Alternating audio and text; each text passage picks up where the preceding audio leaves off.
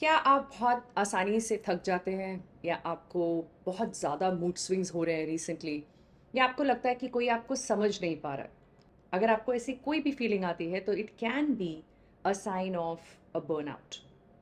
Burnout is when our body gives up on us. Physically, mentally, emotionally जब हम बिल्कुल drain out हो जाते हैं उस कंडीशन को बर्नआउट कहते हैं।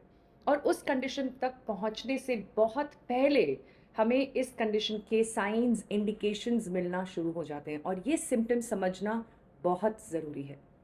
सो अगर आप ये फटीग, ये मूड स्विंग्स इग्नोर कर रहे हैं तो my humble request is don't take it easy, don't ignore, because these are the early warning signs that you are headed towards a burnout.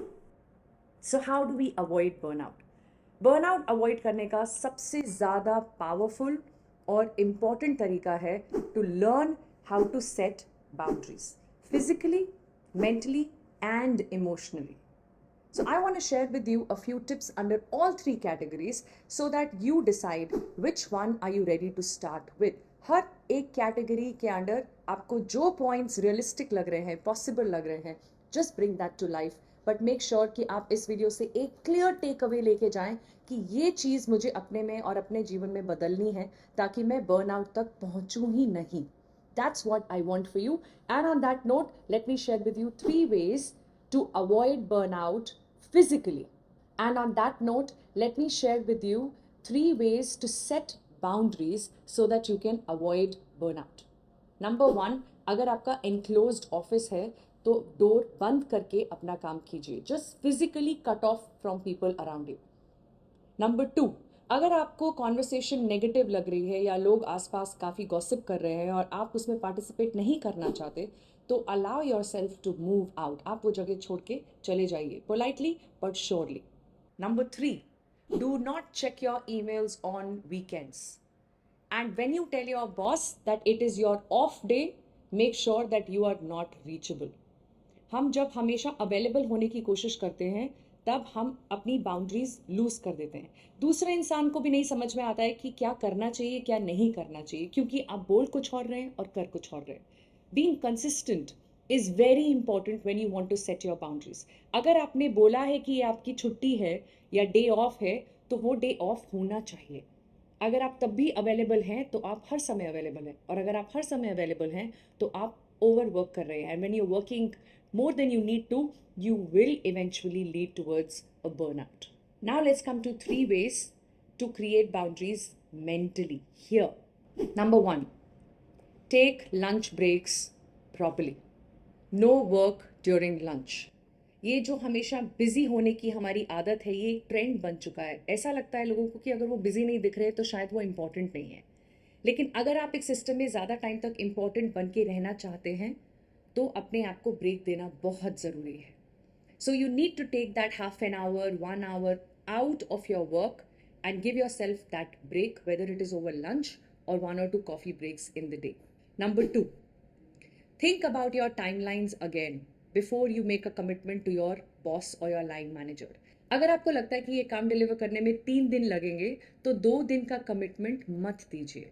वो 3 दिन लगने का जो लॉजिक है, जो डेटा है, जो एविडेंस है या इंफॉर्मेशन है, उसके ऊपर काम करके उसे तैयार कीजिए ताकि आप अपने लाइन मैनेजर को कन्विंस कर सकें उस डेटा और इंफॉर्मेशन के थ्रू कि इस काम को अच्छे से हाई क्वालिटी आउटपुट क्रिएट करने के लिए इतना टाइम लगेगा। And of course, when you are getting into that conversation, you will keep some buffer and have half a day here and there between you and your line manager. But do not stretch yourself every single time by squeezing the timelines. And third, be clear about what you need and be sure that you're communicating the same. आपको ये clarity होना बहुत ज़रूरी है कि आपको क्या चाहिए दूसरे इंसान से, और फिर ये समझना ज़रूरी है कि आप जो कह रहे हैं और जो कहना चाहते हैं वो सेम है कि नहीं। Very important realization that we need to have, because यहाँ पर हम कंफ्यूजन क्रिएट करते हैं अपने लिए भी और दूसरे लोगों के लिए भी। Now let's learn how we can set emotional boundaries. Number 1, it takes a lot of courage to ask for help. किसी की मदद लेना हमारी कमज़ोरी नहीं, हमारी हिम्मत, हमारी स्ट्रेंथ है। और मैं चाहती हूँ कि आप अपने अंदर और कंफर्ट लेके आए हेल्प मांगने के लिए, क्योंकि हेल्प देना, हेल्प करना बहुत आसान है। हेल्प करने से हमारी ईगो बूस्ट होती है, हमें अपने बारे में बहुत अच्छा लगता है, लेकिन हेल्प मांगने से हमारी ईगो चैलेंज होती है। और अगर हम ईगो के बियॉन्ड नहीं जा सकते तो हम ग्रो भी नहीं कर सकते। So we need to allow ourselves to put our hand up and ask for help. Number 2, allow yourself to express how you feel. अपनी फीलिंग्स सप्रेस करना किसी रिलेशनशिप को स्ट्रांग नहीं बनाता, इनफैक्ट हॉलो बना देता है। जितना आप कम्युनिकेशन ओपन रखेंगे, whether it is a professional relationship और पर्सनल, उतना ही वो रिलेशनशिप और स्ट्रांग होते जाएगी। सो अपने आप को एक्सप्रेस करना और खुद को अलाउ करना कि आप अपनी फीलिंग्स दूसरों को बता सकें is a very very important way for you to set emotional boundaries. And number 3, learn to say no. When you say yes to something, you are saying no to everything else, isn't it? So हमें सोचना ये है कि हमें yes किस चीज़ को करना है। अगर हम इस बात के ऊपर क्लियर है कि हमें किस चीज़ को yes बोलना है, तो ऑटोमेटिकली नो बोलना आसान हो जाता है, क्योंकि आप एक ही चीज़ को yes बोल सकते हैं, और जिस चीज़ को आपने yes बोला, बाकी सब चीज़ों के लिए your answer is no. That's how simple it is to say no. And when you learn to say no is when you learn to create your boundaries. And when you learn to create boundaries is when you come across as a more confident person. आपका confidence और आपकी self esteem अपने आप बढ़ जाती है जब आप अपनी boundaries set करना सीखते हैं. So I hope these tips help you to set your boundaries so that you never ever experience a burnout.